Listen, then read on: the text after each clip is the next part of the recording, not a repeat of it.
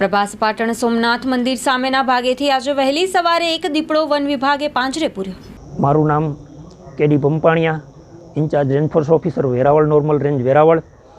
તારીખ 18/5/2024ના રોજ સોમનાથ ટ્રસ્ટ તરફથી અમોને દીપડો પકડવા માટે આ જે સોમનાથ વિસ્તાર છે એમાંથી અરજી મળેલી બાદ અમે તાત્કાલિક ત્યાં પાંજરું ગોઠવી અને દીપડો પકડવા માટેનો પ્રયત્ન ચાલુ કરેલા હતા.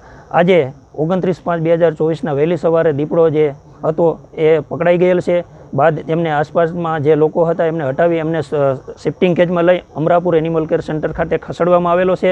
તથા આસપાસનો જે વિસ્તાર હોય, ઝાડી ઝાખડાવાળો વિસ્તાર હોય, જેથી હું સોમનાથ ટ્રસ્ટને વિનંતી કરું છું કે આ વિસ્તારને સાફ સફાઈ કરી અને દીપડાના રહેઠાણને કાયમી માટે નાશ કરે, જેથી કરીને ભવિષ્યમાં વારંવાર દીપડો આવતો હોય એ આવવાની પ્રક્રિયા અથવા તો તેમની જે રહેઠાણની જે છે એમને નાશ થઈ જાય તો ભવિષ્યમાં દીપડો અહીં આવવાની શક્યતાઓ ઘટી જશે. તેમજ આસપાસના વિસ્તારમાં શું કહેવાય, દીપડો હવે કોઈ અહીંયા નજીકમાં ન હોય, જેથી આસપાસના વિસ્તારને અમે સુરક્ષિત જાહેર કરીએ છીએ.